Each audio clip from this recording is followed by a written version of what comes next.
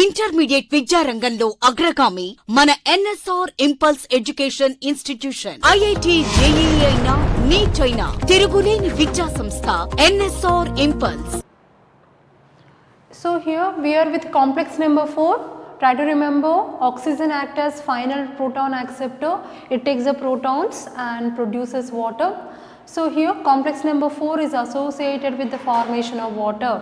Remember, oxygen comes into the picture with complex number 4 where it takes the 2 protons, and one more very important thing which you have to remember about complex number 4 is it contains 2 copper centers, very important. Now, so out of the 4 protons, 2 protons are released into this. So here 4 protons and here 4 protons and here 2 protons which are coming from where? NADPH2. Now here let us go to complex number 5. So this is complex number 5. What is complex number 5? Complex number 5 I am writing here. This is called as ATP synthetase, or also called as F0 F1 synthetase. What is complex number 5? ATP synthetase itself is called as F0 F1 synthetase. So when you take here complex number 5, it includes here altogether how many protons? We are taking the proton count from NADPH2. NADPH2 4 protons, here 4 protons plus 2 protons. So when we take the count from this, so we write here 4 plus 4 protons plus 2 protons means here altogether it becomes a 10 protons. So from NADPH2 how many protons we are getting it? We are getting a 10 protons. Now in this F0 and F1 you know it very well. This is called F0. F0 itself is also called as a base piece. You all know it very well. It acts as proton channel. F0 is nothing but base piece. It acts as what? Proton channel. The 10 protons which are produced here, the 10 protons will start moving into F0, and this is F1. F1 is called as headpiece, right? So F1 is the one which contains ATP synthetase enzyme, and as a result here the 3 protons which are coming here, the 3 protons which are coming here involved in formation of ATP. So there is ADP plus inorganic phosphorus. By taking 3 protons count here converts into formation of 1 ATP for every 3 protons. How many protons are there here? 10 protons are there here. As a result it produces 3 molecules of ATP, because 10 protons contribute for 3 ATP. Why? Because 3 protons contribute for 1 ATP. So very important. So altogether if you look at the output, we get how many ATPs? We get 3 ATPs. So here this is called as F0 F1 elementary particles which plays a vital role. Where these elementary particles are present? In the mitochondria. Where in mitochondria? In case of cristae. These elementary particles are present in mitochondria. Nothing but where they are present? They are present in the cristae, right? So this is how the protons get translocated from one place to other place, and finally they contributes for production of ATP. But here very important thing is even the NADPH2. NADPH2 it is coming from where? NADPH2 it is coming from glycolysis. It tries to enter the mitochondria, but it cannot. Mitochondrial membrane, it will not permit NADPH2 to enter into mitochondria. Why? Because it is coming from cytoplasm.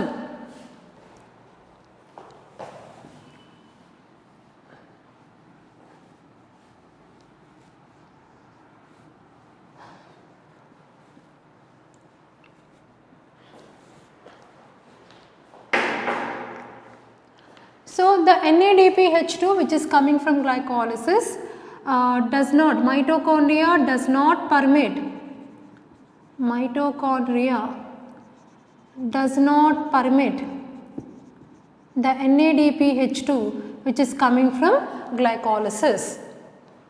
Then at that system what occurs here, it's called as, here it occurs what is called as shuttle system. Then it undergo what is called shuttle system. In shuttle system it converts into some other form.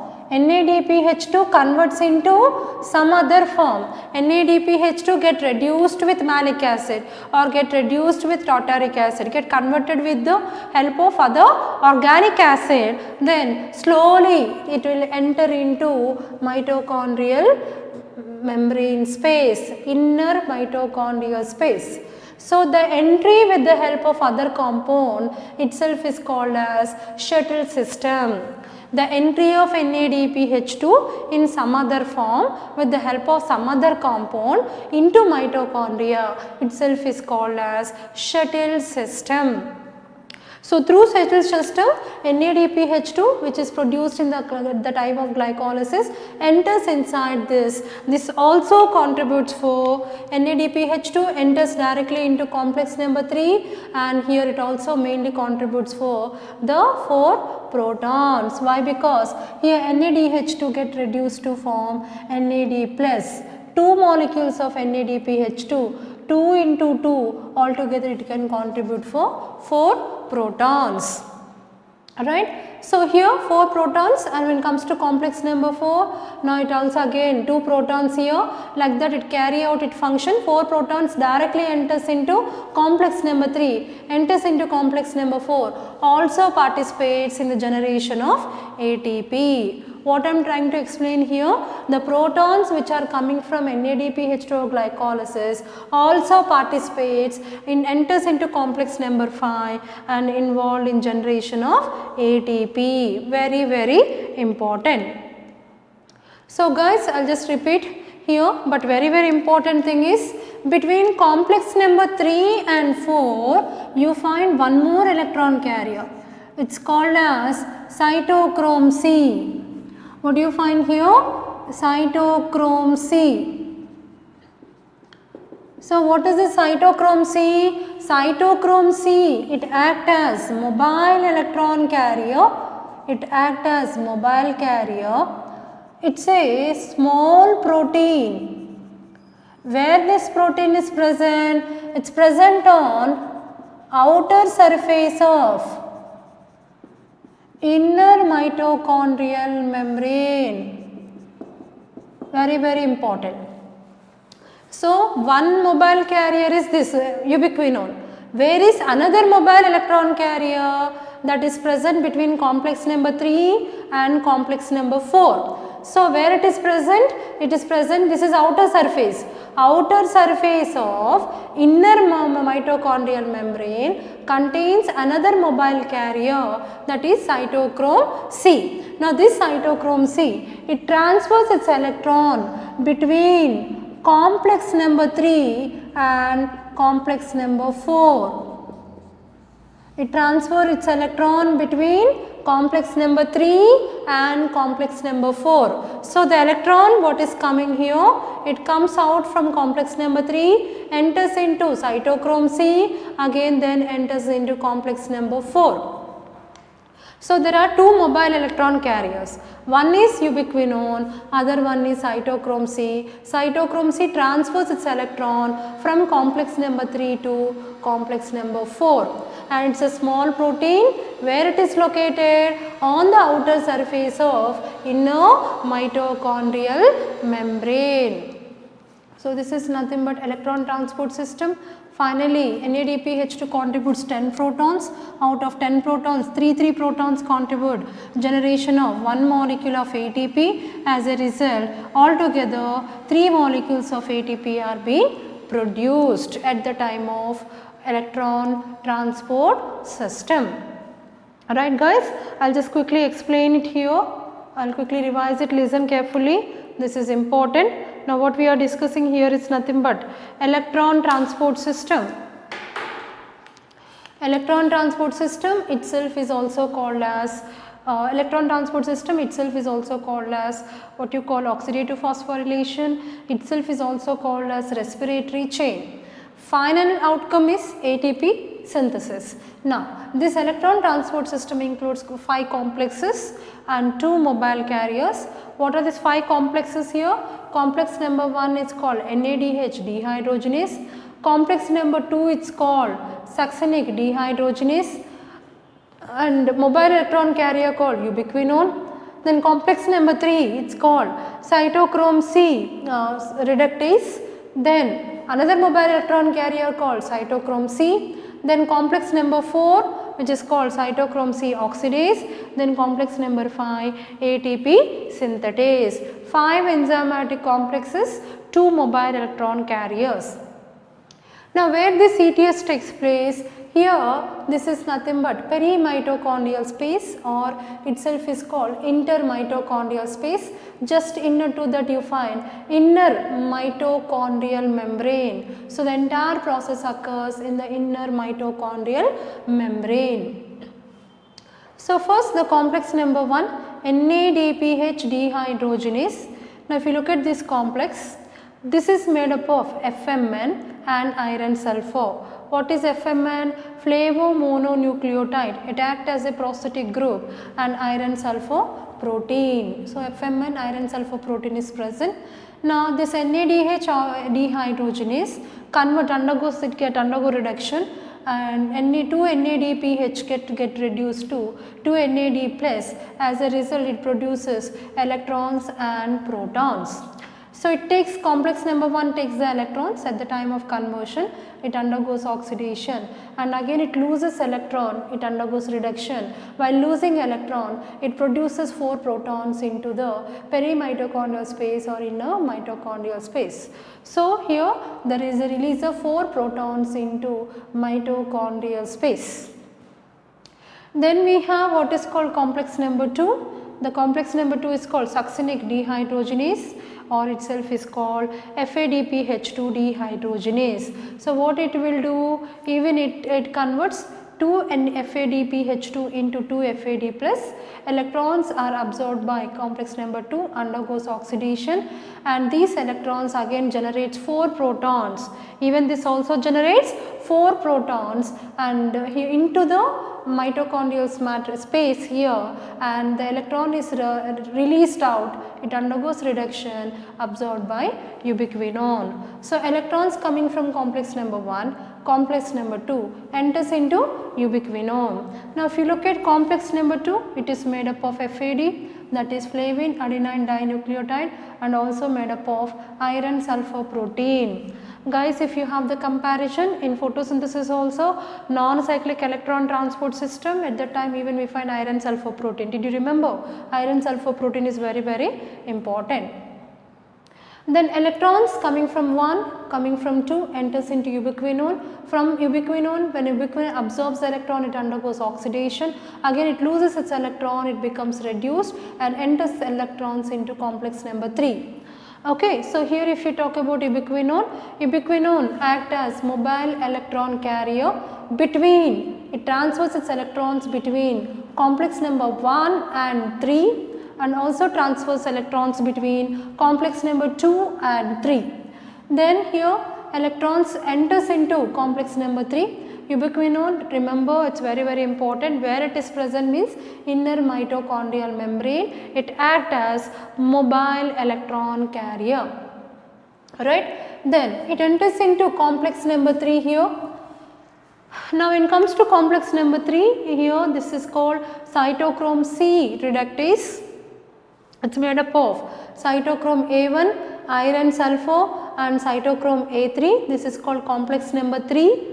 Now, in this complex number 3 here, electron enters, it also contributes 4 protons here. 4 protons are released into the mitochondrial space. From this, here electron enters into another mobile electron carrier called cytochrome C. This is also very, very important. So, here cytochrome C, it is a mobile electron carrier. It is a very small protein. Where it is located means in the outer surface of inner mitochondrial membrane. See here, this is outer surface, and this is inner mitochondrial membrane, very very important. Now this act as a mobile electron carrier between complex number 3 and complex number 4. So electron coming from complex number 3 enters into cytochrome C mobile electron carrier, from there enters into complex number 4. Right, composition also important. Complex number 4, it's called cytochrome C oxidase. It contains 2 copper centers along with cytochrome B6.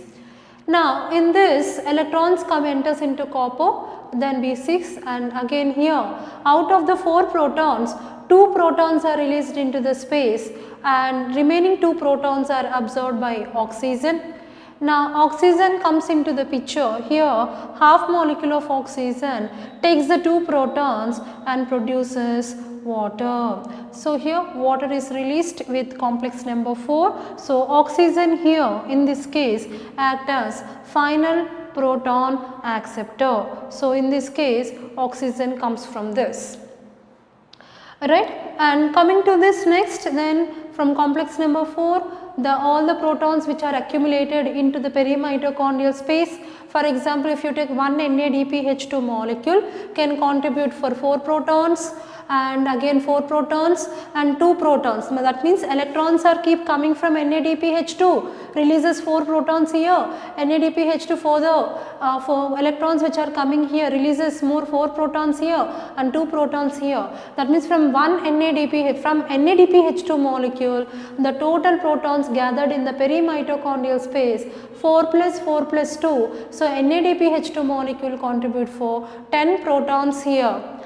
Out of the 10 protons, coming to complex number 5, it is called ATP synthetase, or itself is called F0 F1 synthetase here, where 3 protons can contribute for 1 ATP. As a result, ADP combines with inorganic phosphorus, get produced with, there is a synthesis of ATP. So you know that in this ATP synthetase complex, you know it contains F0, or itself is called base piece, integral transmembrane channel. It acts as proton channel because it takes the protons, right, and here 3 protons contribute 1 ATP. Now this is F1 particle itself is called head piece, and head piece is act as a catalytic site where 3 protons contributes 1 ATP. So 10 protons can contribute how many? 3 ATP. That is with complex number 5. Complex number 5, what occurs here itself is called as oxidative phosphorylation. Why? Because here energy synthesis is happening by taking the NADPH2 FADPH2 by the oxidation of food material. So this is called oxidative phosphorylation. At the same time, the NADPH2 which is there from glycolysis actually it tries to enter into mitochondria, because NADPH2 also want to convert into ATP. But unfortunately mitochondria does not permit the entry of NADPH2 because it is coming from cytoplasm. So what NADPH2 will do? Now NADPH2 through shuttle system it enters. Here NADPH2 combines with some organic acid like malic acid, get converted into some other form, and with the help of that compound it tries to enter inside. That's why this is called shuttle system. So here the malic acid or other organic acid act as a shuttle system. It carries NADPH2 from outer to inner side. So here 2 NADPH2 converts into 2 NAD plus. As a result, it also can contribute to 4 protons. It further continues here and contributes for the protons, and finally NADPH2 coming from glycolysis also contributes for synthesis of ATP. So very very important here, electrons and protons as they keep moving here, they mainly contribute for electron transport system. Okay, and try to remember here, absorption of electron is oxidation and release of electron is reduction. Here complex number 1, 2 and 3, 4 complexes are involved in translocation of electrons, whereas complex number 5 is involved in translocation of protons, right. So here the protons, guys, you don't have to confuse. You don't have to worry that it looks somewhat big and very huge it looks, but concept is very simple. Listen carefully once or twice with full concentration. Here mostly you will get a confusion or you will get doubt with the protons. Why I mentioned 4 protons here? Again complex number 3 with 4 protons, complex number 4 with 2 protons. Mainly you will get doubt over there. Guys, don't worry. So here the NADPH2 coming here, electrons are keep coming. Here for example, I have given the count for electrons and protons coming from NADPH2 molecule only I represented. So with the complex number 1 NADPH2 coming, released 4 protons.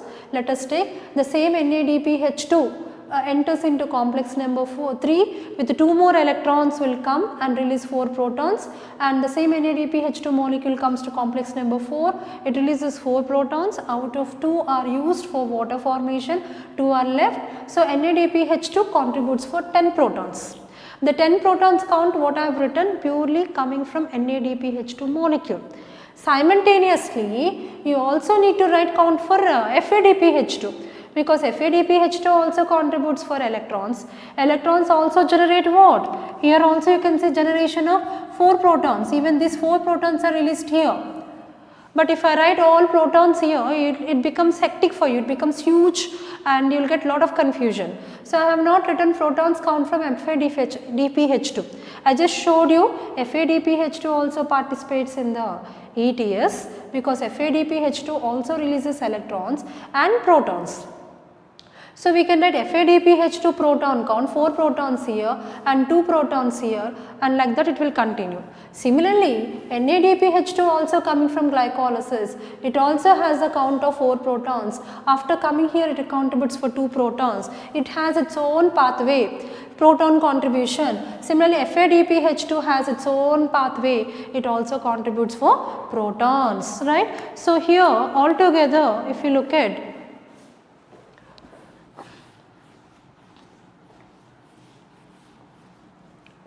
remember the NADPH2 what's coming entering into here, NADPH2 contributes for 10 proton, that means it can generate 3 molecules of ATP. Similarly, FADPH2 coming into picture, it contributes for 6 protons.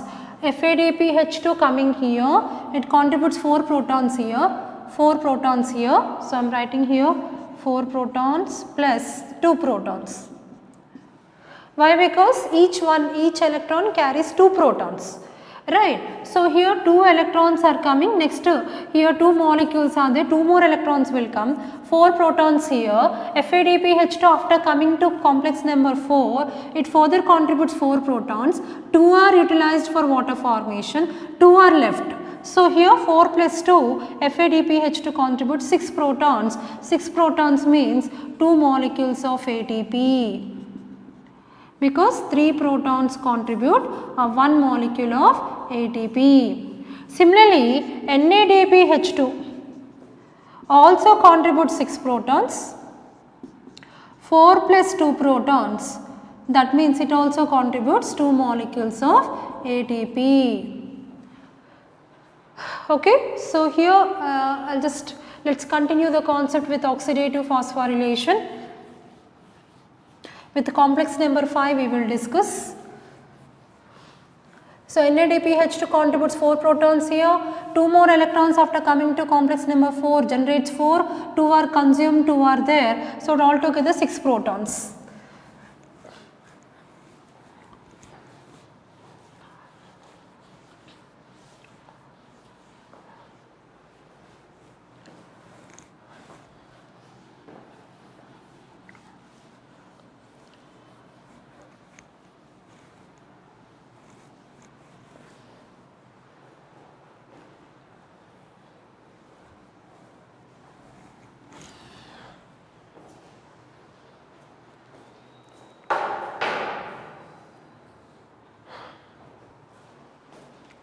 So let us continue with oxidative phosphorylation.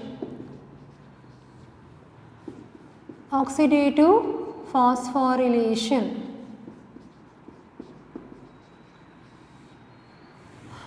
Right. So, this we discuss under ETS. So, what is this oxidative phosphorylation? Oxidative phosphorylation also based upon chemiosmotic hypothesis.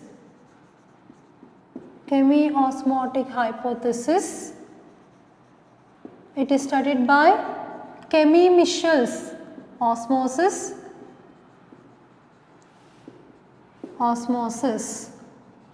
This Chemie-Michel osmosis we study for what? We study for ATP synthesis. Chemie-Michel osmotic we study for ATP synthesis. So, you know that chemiosmotic hypothesis you already have studied, people have studied, right? Chemiosmotic hypothesis is a mechanism which explains what? ATP synthesis. Who studied the scientist? Michel. So, the scientist Michel, that is why it is also called Chemie-Michel's osmosis, or itself is called chemiosmotic hypothesis, which explains about the mechanism of ATP synthesis. Is the same mechanism what we studied at the time of photosynthesis. Did you remember photophosphorylation? Using light there is a synthesis of ATP. So, there also what occurs is called Chemie-Michel's osmotic hypothesis. So, wherever the osmotic hypothesis or Chemie-Michel has to take place means, I told you at that time it requires 4 components. What are the 4 components? Did you remember? We studied in photophosphorylation. What are the 4 components? Proton pump, right, a membrane, and ATP synthetase enzyme, and proton concentration. So, these 4 components are requirements for chemiosmotic hypothesis. In photosynthesis that happens in photophosphorylation using light, but in here oxidative phosphorylation where it is happening? This is happening in mitochondria, and here the energy what we are getting it, that is from oxidation of food material during respiration, that is why it is called oxidative phosphorylation. Right. Now, let us study about complex number 5. This oxidative phosphorylation occurs where? Occurs in complex number 5. What is that complex number 5? ATP synthetase. Complex number 5, what is that enzyme called? ATP synthetase. That means in ATS we are talking about last step, last part, ATP synthesis. So, if you look at in this case when we say, let us see how oxidative phosphorylation takes place.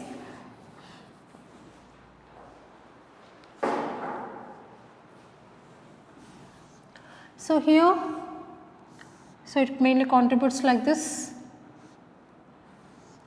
So, this is right, this is what is called ATP synthetase, or itself is called F0, F1 elementary follicles, elementary particles, or some cases it is also referred as elementary follicles. Do you remember where these are present, where this ATP synthetase enzyme is associated with F0 and F1? It is called elementary particles. Where these elementary particles are present? Guys, you know it very well. Once again I am drawing about mitochondria structure, right. So, if you look at in mitochondria, now so far where we have what we have discussed, this is called intermitochondrial space. Just now we discussed, and this is called inner mitochondrial membrane. This is inner membrane. This is called inner mitochondrial membrane. This is a place just now we studied ETS, electron transport system, with all 5 complexes, complex number 1, complex number 2, ubiquinone, and complex number 3, and cytochrome C oxidase, and complex number 4, and complex number, comes to complex number 5. Where this is present? Now, within the mitochondria, you know, this is called cristae. This is matrix and this is called cristae, right. These infoldings are called as cristae. Cristae contains what? The elementary particles. Did you remember? In cytology we discussed, right? The cristae contains what? Elementary particles. These are. So here the mitochondrial invaginations are called cristae. Cristae contain F0, F1 follicles. They are also called oxysomes. These F0, F1 particles act as complex number 5, act as ATP synthetase. Now here they take the protons and contributes for generation of ATP. So these oxysomes, they are called as what? These invaginations has F0, F1 follicles. These F0, F1 elementary particles or follicles are also called. They mainly contribute for the enzyme ATP synthetase. Itself is complex number 5. They are also called as oxysomes. They take the protons what are coming from ETS and mainly contribute for synthesis of ATP. Now here we are here in discussion about how protons contributes for ATP. That is what is called oxidative phosphorylation.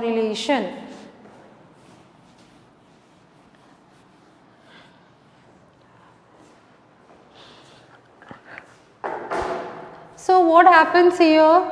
This is nothing but F0. F0 itself is called as base piece, or this is also called inner transmembrane channel. Itself is called as integral transmembrane channel. You can also write integral, one another same. Okay, so this is what is called as F0. This is what is called F0. F0 itself is also called base piece. Base piece itself is called inner or integral transmembrane channel. What it will do? It takes the protons.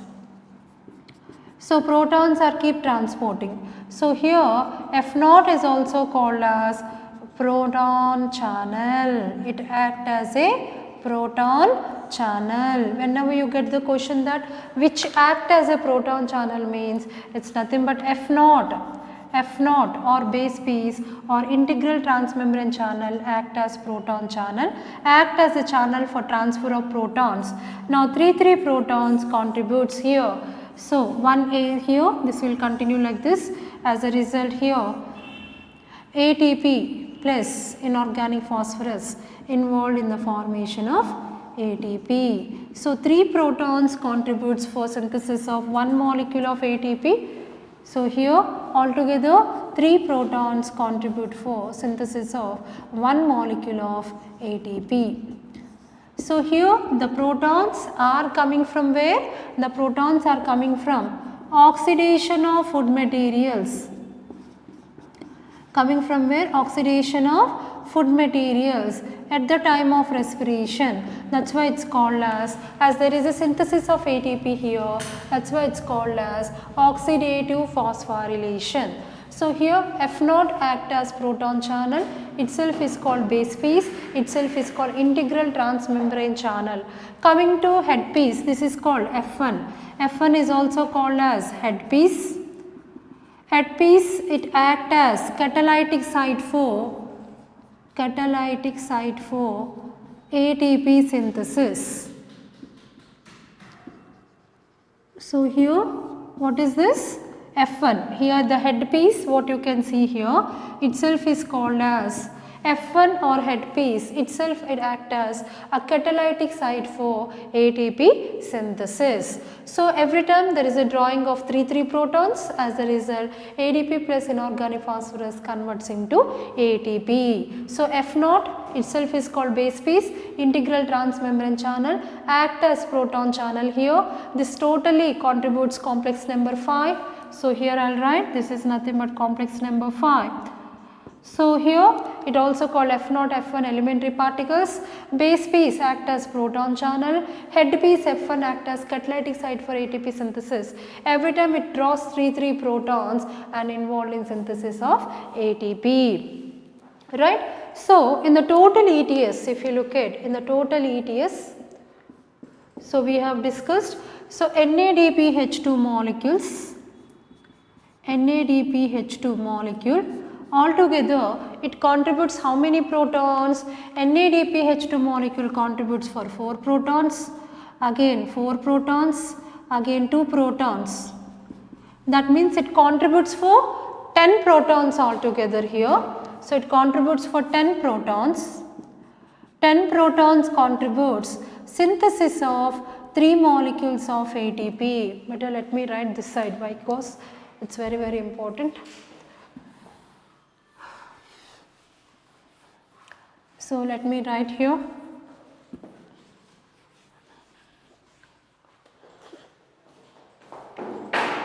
So, here in it is NADPH2 altogether contributes for how many protons? 10 protons.